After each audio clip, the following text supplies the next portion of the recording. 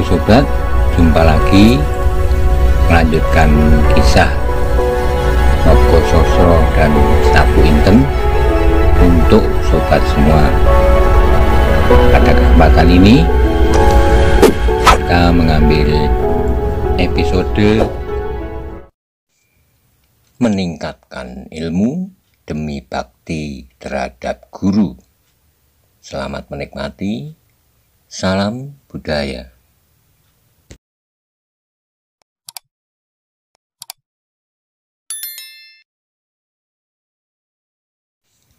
Pada episode sebelumnya dikisahkan bahwa setelah Maiso Jenar bertempur dengan orang yang mirip dengan Maiso Jenar mengalami kekalahan, ia terkurung di dalam gua. Setelah pintu keluar dari ruangan gua itu ditutup oleh reruntuhan batu oleh orang itu. Bagaimana kisah selanjutnya? Mari simak bersama. Monggo kula aturi subscribe, like, komen, soho, share. Matur nuwun. Dalam keadaan itu, Maiso Jenar lupa pada segala-galanya. Lupa pada keadaannya, lupa pada waktu, lupa pada orang yang menamakan diri Maiso Jenar itu. Bahkan ia lupa pula tentang apa yang dilakukan itu. Demikianlah ia berjuang sebaik-baiknya, mengungkap segala ilmu yang pernah dimiliki. Tapi Maiso Jenar sekarang bukanlah Maiso Jenar pada saat ia sedang mulai belajar dari gerakan pertama, kedua, dan berturut-turut. Sekarang, kecuali segala macam unsur-unsur gerak yang pernah dipelajari, ia pun pernah menempuh pengalaman yang luar biasa, sehingga dengan demikian tak disengajanya pula segala macam pengalaman itu menyusup masuk melengkapi ilmunya sendiri. Dalam pengembaraannya, ia pernah bertemu dengan tunas-tunas dari perguruan putih dan hitam yang bermacam-macam. Ia pernah bertempur dengan Soroyudo dari cabang perguruan Pandan Alas yang terkenal dari Klorak, yang justru sebenarnya orang Gunung Kidul. Gajah Soro, anak dan sekaligus murid Ki Ageng Soro Dipoyono Banyu Biru. Ia pernah bertempur dengan murid-murid Pasingsingan, seorang tokoh golongan hitam yang memiliki bermacam-macam ilmu dari golongan putih. Simorodro dari Gunung Tidar, Joko Soko dari jenis pergurungan golongan hitam di Nusa Kambangan, sepasang uling dari Rawa Pening yang mempunyai cara bertempur yang aneh dan berpasangan. Mau tidak mau, semua jenis ilmu gerak itu saling mempengaruhi. Juga bersama-sama dengan muridnya Aryo Saloko, Maiso Jenar pernah menekuni gerak-gerik binatang hutan yang paling lemah sampai yang paling buas. Bagaimana yang lemah berusaha melepaskan diri dari kekuasaan binatang yang buas dan kuat. Juga pertarungan antara hidup dan mati, antara binatang buas yang sama kuat. Pertarungan maut antara burung Raja Wali dengan ular naga yang besar. Demikianlah Maiso Jenar yang menjadi seolah-olah bergerak dengan sendirinya itu, tanpa setahunya telah mengungkapkan satu jenis ilmu tata berkelahi yang maha dahsyat. Pemusatan pikiran yang luar biasa dengan perantaraan patung di sampingnya itu, seolah-olah Maiso Jenar sedang mempertanggungjawabkan dirinya di hadapan gurunya sendiri. Matahari yang mula-mula memancar dengan teriknya semakin lama semakin jauh menjelajah ke arah barat, dan pada saat mega putih berarak-arak ke arah selatan, matahari itu dengan lelahnya menyusup ke arah garis cakrawala, meninggalkan warna lembayung yang tersirat di balik mega-mega warna wajah langit. Pada saat itulah ruangan yang dipergunakan oleh Maison Jenar itu dicengkram oleh kehitaman warna-warna yang lemah lembayung di langit, sama sekali tidak dapat menembus masuk ke dalamnya. Apalagi sebentar kemudian malam telah menjadi semakin kelam. Pada saat itulah Maison Jenar baru merasa seluruh tubuhnya menjadi lelah, kecuali keadaan tubuh yang memang belum pulih benar akibat benturan Aji Sosrobirowo. Juga ia telah mencurahkan tenaga melampaui batas. Karena itulah maka Maison Jenar menghentikan latihannya dengan meraba-raba dinding. Ia menelusur ke arah mata air di dalam ruangan itu, di belakang sebuah batu. Karena kelelahan dan haus, maka Maison Jenar segera minum sepuas-puasnya. Setelah itu ia pun segera kembali ke muka patung yang mempunyai ciri gurunya. Di hadapan patung itulah Maison Jenar merebahkan dirinya untuk beristirahat. Tapi meskipun demikian, perasaannya yang sudah terikat pada patung itu seolah-olah mempunyai kewajiban untuk menjaganya. Maka ketika di luar gua itu binatang malam mulai meraja di padang ilalang dan lapangan rumput, mulailah Maison Jenar tenggelam ke alam mimpi. Ia tidur karena kelelahan. Di langit, bintang menari-nari dengan riangnya, diiringi dendang angin yang berembus lemah. Lubang-lubang di atas ruang yang banyak terdapat di dalam gua itu, karena hembusan angin menimbulkan bunyi-bunyi yang beraneka warna, dari nada rendah sampai nada tinggi. Maison Jenar terbangun pada saat matahari melimparkan sinarnya yang pertama. Dari lubang-lubang di atas ruangan itu, Maison Jenar dapat melihat betapa riangnya langit menerima senyuman matahari pagi. Bersamaan dengan itu, terasa seakan-akan datanglah waktunya bagi Maison Jenar untuk memulai lagi kewajibannya terhadap gurunya. Dengan khidmat ia berjongkok di muka patung batu itu. Dengan perantaraannya mulailah ia memusatkan pikiran atas semua ajaran almarhum gurunya. Apabila dipikirkannya telah benar-benar terpusat serta dalam pendekatan diri setinggi-tingginya kepada Tuhan Yang Maha Esa, mulailah ia dengan pendalaman ilmu yang pernah diterimanya. Demikianlah apa yang dilakukan Maison Jenar, tekun melatih diri, mengulangi dan menghubungkan satu sama lain untuk kemudian mencari inti sarinya. Hari demi hari telah dilampauinya. Bagaimanapun kuat tubuh Maison Jenar, namun dalam kerja yang sedemikian keras dan tekun, hanya dengan minum saja tanpa sebutir makanan pun, akhirnya tubuhnya menjadi semakin lemah. Tetapi tidak demikian dengan jiwanya. Perkembangan jiwanya bertentangan dengan perkembangan tubuhnya. Semakin lemah keadaan tubuhnya, jiwanya bertambah membaja. Akhirnya, ketika pada suatu saat tubuhnya telah menjadi lemah benar, karena telah berulang kali memperdahsyat Aji Sosrobirowonya, Maison Jenar tidak lagi dapat berbuat banyak. Jasmaninya adalah wadak yang terbatas. Maka yang dilakukan kemudian adalah dengan tenangnya ia duduk bersila di samping batu itu. Ditutupnya ke 9 lubang tubuhnya. Matanya yang redup tertanam pada ujung hidungnya, seolah-olah hilanglah dirinya, meloncat keluar dari tubuhnya yang lemah itu. Kemudian seolah-olah dirinya yang hidup dalam lain itulah yang dengan dahsyatnya bergerak dengan gerakan-gerakan yang luar biasa yang tak pernah mampu dilakukan wadaknya. Gerakan-gerakan yang mempunyai watak agak lain dengan gerakan-gerakan yang pernah dilakukan di alam wadak. Tiba-tiba diri Maison Jenar dalam alam yang lain itu memancar dengan terangnya, menyinari tubuhnya. Pada saat itulah Maesho Jenar merasa bahwa timbul sesuatu di dalam dirinya.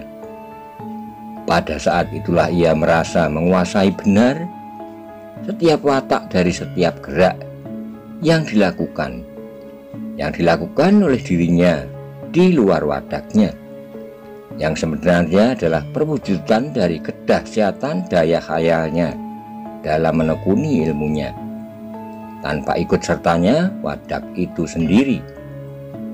Pada saat itulah Maesho Jenar menemukan suatu kekuatan yang jauh melampaui kekuatan wadaknya. Dengan menguasai setiap watak dari setiap gerak, sedang apa yang pernah dilakukan selama ini adalah penguasaan gerak itu sebagai suatu gerak jasmaniah melulu. Pada saat yang terakhir, dirinya di luar wadaknya itu berdiri tegak di atas kedua kaki. Kemudian dengan gerak yang mengagumkan, menyilangkan satu tangannya di muka dada, mengangkat tangannya yang lain tinggi-tinggi, ditekuknya satu kakinya ke depan, siap menghantamkan Aji Sosrobirowo. Pada saat itu terasa seolah-olah wadaknya terbang melayang mendekati dirinya di luar wadak itu, sehingga jarak antara wadak dan kedahsyatan daya khayalnya dalam kebulatan tekad semakin lama semakin dekat. Pada saat pertemuan di antara kedua dirinya dalam bentuknya yang berbeda itu, Maesho Jenar mendapat suatu perasaan nikmat yang luar biasa, perasaan yang tak dapat dilukiskan. Persenyawaan diri dan unsur-unsur yang seolah-olah memiliki watak yang berbeda itu telah memecahkan masa hidupnya selama ini. Kemudian seolah-olah lahirlah seorang Maesho Jenar yang baru. Pada saat itulah tiba-tiba bersenyawa pula gerakan-gerakan yang dilihatnya pada diri di luar wadaknya itu dengan wadaknya. Karena itulah maka yang ada kemudian hanya seorang Maesho Jenar dengan tubuh yang kurus pucat tetapi berjiwa sekeras baja, berdiri di atas satu kakinya, satu tangannya menyilang dada dan satu tangannya terangkat tinggi-tinggi. Kemudian dengan satu loncatan lemah, Maesho Jenar mengayunkan tangannya menghantam batu yang bertimbun-timbun menutupi pintu satu-satunya dari ruangan itu. Akibatnya adalah dahsyat sekali. Meskipun dengan tubuh yang lemah, namun kekuatan Maesho Jenar rasanya menjadi berlipat-lipat. Batu-batu itu pun segera pecah beramburan, dan nampaklah kemudian sebuah lubang yang semula tertutup oleh guguran-guguran batu yang tertimbun-timbun meskipun tidak menganga seluruhnya. Pada saat itu, pada saat Maesho Jenar sedang mengagumi tenaganya sendiri, terdengarlah sebuah suara tertawa yang lemah perlahan-lahan di belakangnya. Maesho Jenar terkejut bukan main, dan dengan segera ia memutar tubuhnya menghadap arah suara itu. Tapi pada saat itu ruang di dalam gua itu sudah mulai gelap, sehingga Maesho Jenar tidak segera melihat sesuatu. Suatu latihan yang hebat. Tiba-tiba terdengar suara dari arah patung batu. Mendengar suara itu, Maesho Jenar seperti orang bermimpi. Kata-kata itulah yang sering diucapkan oleh gurunya. Adakah patung itu benar-benar telah berubah menjadi gurunya? Saat kemudian kembali terdengar suara, "Beristirahatlah, hari masih panjang." Sekali lagi Maesho Jenar tersentak. Gurunya selalu menasihatinya demikian kalau ia terlalu letih berlatih. Perlahan-lahan Maesho Jenar melangkah maju mendekati patung itu. Ia menjadi ragu.